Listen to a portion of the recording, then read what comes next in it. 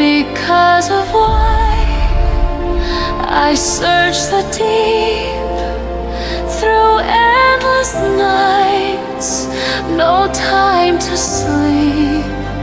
The call inside I can't deny. I'll find the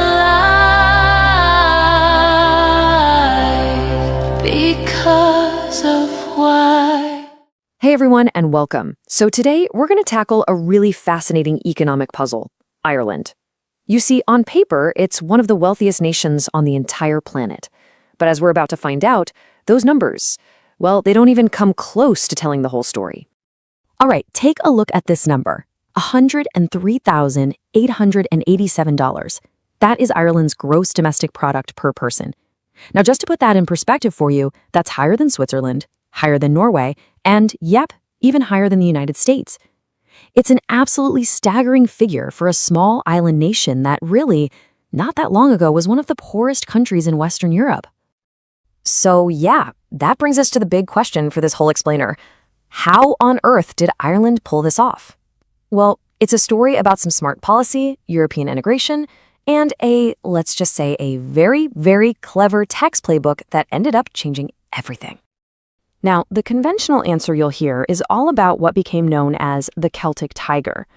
This was that period of just insane economic growth that started back in the mid-1990s. And the recipe for all that success? It seemed pretty straightforward. You see, Ireland had this perfect mix of ingredients that made it irresistible for foreign investment. Being in the EU gave it access to that huge single market. It had a young, educated workforce that spoke English. And, maybe most importantly, it had a rock-bottom corporate tax rate of just 12.5%. On top of all that, government agencies like the IDA were basically dedicated to rolling out the red carpet for multinational companies. That was the official story anyway. But there was a secret ingredient, a set of tax strategies that were so effective they would completely warp the country's economic stats and turn Ireland into a global hub for the biggest corporations in the world. And that secret ingredient actually has a name: base erosion and profit shifting, or BEPS for short. Now, I know it sounds super complicated, but the basic idea is actually pretty simple. It's all about companies moving the profits they make in high-tax countries to a branch, a subsidiary, based in a low-tax country, like Ireland, so they can pay way, way less in taxes. So how does this actually work in practice? Well, the key is something you can't even touch: intellectual property. We're talking about things like patents, software code, a famous brand logo. Because these things aren't physical, their legal ownership can be based literally anywhere in the world, which makes them the perfect tool for shifting profits around. So here's a simplified version of a really famous strategy that used to be called the double Irish. Imagine this. A huge US tech company makes a ton of sales in Germany. The office in Germany then pays an enormous royalty fee to an Irish subsidiary for using its own company's intellectual property. And just like that, poof, the profit is gone from high-tax Germany and has magically reappeared in low-tax Ireland. And for a while, there was even a final step where they'd send that money from Ireland to a shell company in a zero-tax haven like Bermuda, making those profits pretty much tax-free. Now, this strategy was, you could imagine, wildly successful for these corporations, but it created this huge statistical illusion, right? A massive disconnect between the money that was flowing through Ireland on paper and the actual real health of the economy on the ground. It was the elephant, or maybe you could say the leprechaun in the room. The moment this all really blew up was back in 2015. Apple completely restructured its international operations, and in the process moved hundreds of billions of dollars in intellectual property assets onto its Irish balance sheet. The effect was so insane, Ireland's GDP jumped by over 26% in a single year, that the famous economist Paul Krugman gave it a name: leprechaun economics.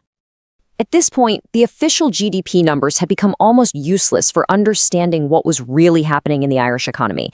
I mean, the whole situation was so absurd that Ireland's own central bank had to literally invent a new measurement. They called it Modified Gross National Income, or GNI, just to try and get a more realistic picture. And this table, wow, this really shows you the problem.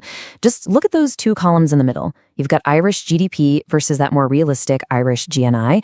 Now, track that last column on the right, the ratio between them. Before 2015, the GDP was already inflated by about 30–40%. But look what happens in 2015. The year of Apple's big move. The gap just explodes. GDP is suddenly 63% larger than the real domestic economy. That jump right there, that's the leprechaun effect in hard numbers. This feeling of a total disconnect is just captured so perfectly by this quote from a Reddit user who was talking about the issue. It really gets at the sense that while all the headlines are screaming wealth, the actual lived experience for so many people who are facing a housing crisis and a crazy high cost of living feels completely different. It's a country with immense wealth on paper, but really persistent problems on the ground. So, what's the final verdict here? Is all of Ireland's wealth just a statistical mirage? Or has this whole strategy brought real, actual benefits to its people? Well, the answer, as you can probably guess, is pretty complicated. It's really a double-edged sword. On the one hand, yeah, you've got these distorted statistics, a really severe housing crisis that's partly fueled by all this capital, and a dangerous over-reliance on just a handful of giant American tech and pharma companies. But then you look at the other side, and the benefits are just undeniable. These companies pay 80% of all corporate tax in Ireland. The average wage they pay is a massive 85,000 euros. And they've completely transformed the Irish economy from, an agricultural backwater to a modern, high-tech powerhouse. And this right here might be the single most important number to understand the reality on the ground. Foreign multinationals directly employ 1/4 of the entire private sector workforce. So this isn't just paper money moving around. These are real, high-paying jobs that have basically stopped the historic brain drain and allowed whole generations to build a future for themselves in Ireland. Which leaves us with a final, really difficult question.